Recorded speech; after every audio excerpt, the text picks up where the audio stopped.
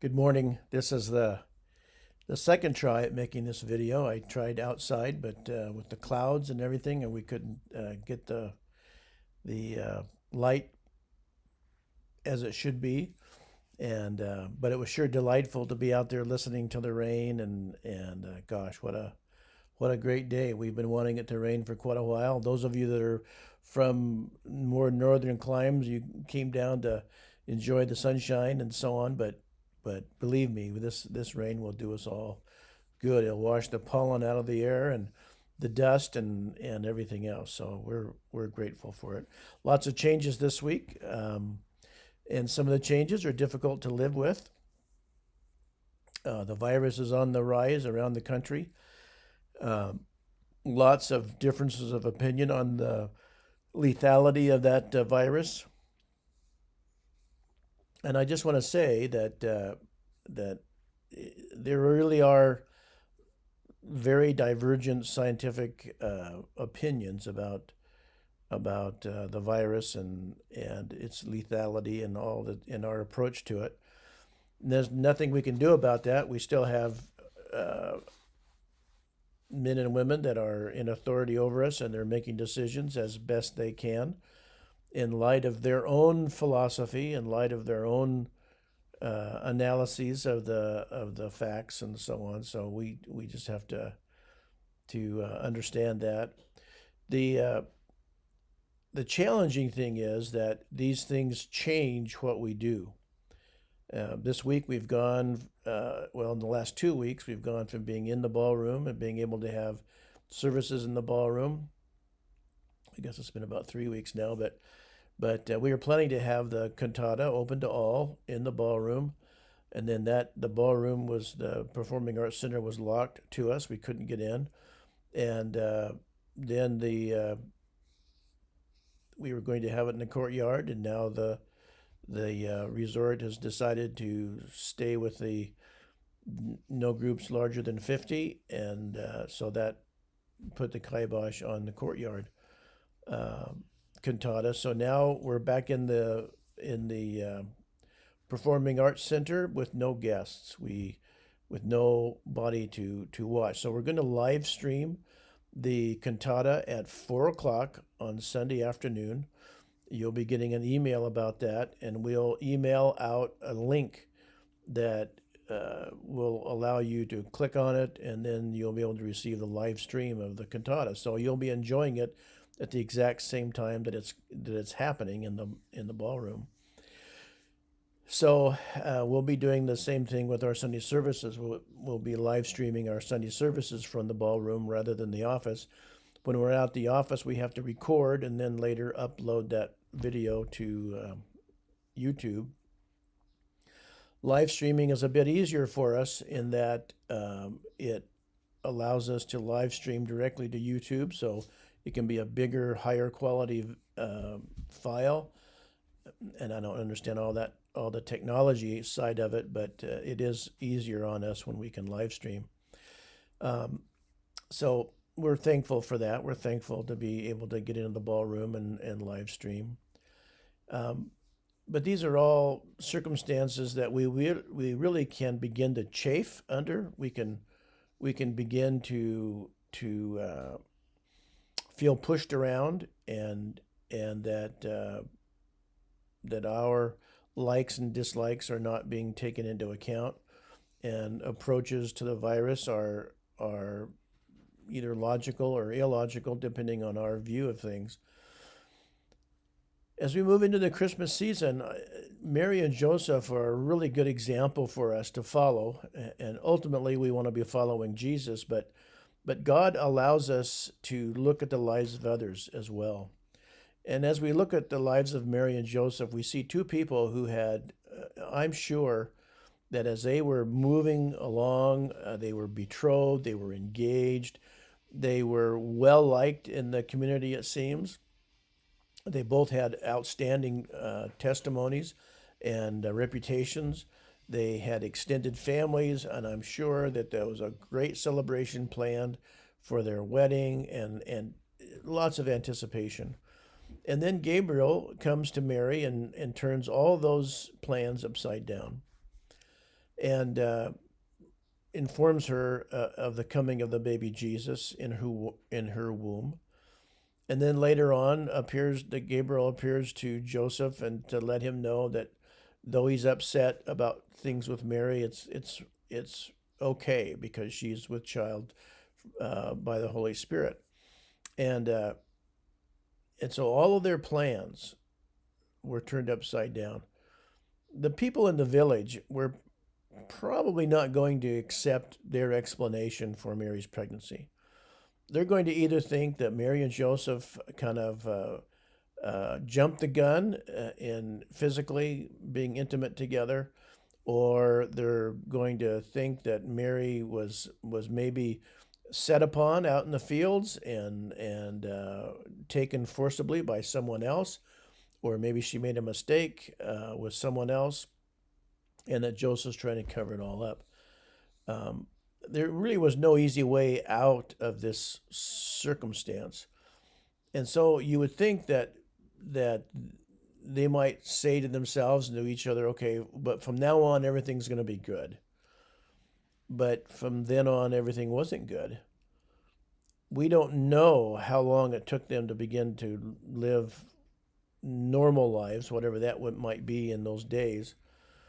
But we do know that instead of staying in a nice, comfortable village around people that you know, a midwife that's been taking care of you, they had to go on a long road to Bethlehem because Joseph had to register for the census. His line had to register for the census. And so uh, I'm not at all sure that it was absolutely necessary for Mary to go with him, but clearly he didn't feel comfortable leaving her in the village to bear this child on her own. So that would tell us that circumstances weren't altogether nice for them back in their home village. But off they go on the road to Bethlehem. They arrive there. They discover there's no room in the inns, in the places where they could rent rooms. There weren't any to rent. And they wound up having to rent a place in a cavern or a stable, and there the baby Jesus was born. Now I'm a guy, and I would have no idea, if it had no medical training in that regard. I wouldn't know the slightest thing about delivering a child. And so when Mary began to have labor pains, I wonder what went through Joseph's mind, to saying, "Okay, God, when is all this going to be start being kind of a little bit easier?" But he had to adjust, and somehow Mary and Joseph together uh, worked it out, and baby Jesus was born, and we know the Christmas story very, very well. 2 years later, they had to flee Bethlehem area and flee to Egypt to protect the life of Jesus, knowing that behind them, Herod's soldiers were killing 2-year-old babies and younger back in Bethlehem because of baby Jesus being born there.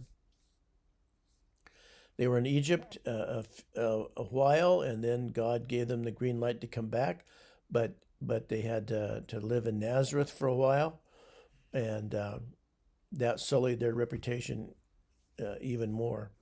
So they are examples of how, if you decide that you're going to follow God, if you decide that you're going to follow Jesus, it's probably going to cost you.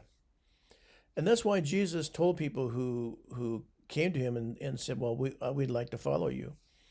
And he told them, I don't have a pillow for my head. I don't have a home. If you're going to follow me, you need to count the cost, so that you don't start out for a while and then desert me. That's still the message today, that grace is open to all, but God is working his plan out on the earth, and he's working it out in many different ways, politically, economically, but also through his church, all true believers in Jesus Christ. And sometimes that costs his followers immensely. Sometimes that will cost you if you decide to follow him. Right now, it's causing us to sacrifice our preliminary plans for the cantata. And so now, instead of inviting people in or inviting people to the courtyard and having hot cider and maybe chocolate and some cookies out there in the courtyard. Now we're going to be, the choir's going to be by itself, along with us, the crew, live streaming them, and so there won't be anybody else in the ballroom. They'll be singing their hearts out to a camera, but their minds and hearts are going to be filled with you, because that's what they're doing. They're serving the Lord by serving you, by doing all the work of preparing for the cantata, and then being able to bring it to you in a live stream. That wasn't their original plans. Their original plans was to see you face to face, or mask to mask, and that's all. That all went to naught. So how are we going to adjust to these changes in our schedule and what we wanted to do? Well, prayerfully, we do what Mary and Joseph did. They accepted the plans that went up in smoke, and that God had better plans, and that God was going to fulfill prophecy. He was going to do things in their lives that they really might not understand at the time, but God was doing it. We need to have that same mindset. The disciples had that too. Jesus called them out of their comfortable lives. They were fishermen, tax collectors. They all had jobs, careers, plans, and God called them out of that into being His disciples. They paid a deep price for that. God changed Paul's plans. Paul's plans was to become a part of the Sanhedrin, to become a priest, not a priest, but to become part of the leadership of Israel through the Sanhedrin. He was a rising star, and God interrupted his plans, turned his plans upside down. So when we have plans, it's okay to have plans, but let's make sure that we have a loose grip on them, and that when God turns our plans upside down, that we believe that somehow within those upside down plans, He's going to honor and glorify Himself. He's going to change our lives. He's going to mature us. We're going to be more spiritually strong on the other side of the trial than we are now. And so this Christmas season, as we look at the virus, a contested election, all that's going on around the world, let's let God dictate how our plans are going to work out. Let's let God dictate where we're to go next. We've chosen to follow Him. Let's follow Him. No strings attached. Let's just follow Him. And sometimes that's going to be uncomfortable. And may God give you grace and strength during those times, because He will. He will walk with you. He'll renew your strength. And sometimes all we can do is cast ourselves on Him, believing that in this uncomfortable situation, He's going to bring honor and glory to Himself. And He's going to do a work inside of us that He could do in no other way. So may God bless you during this time. May the cantata just really bless a lot of lives. The live streaming, all that we're doing, we just pray that God will be honored and glorified in all that we do. And so we keep moving forward, and we let God work His will out in our lives. So God bless you. Have a great week. We'll see you in the live stream on Sunday.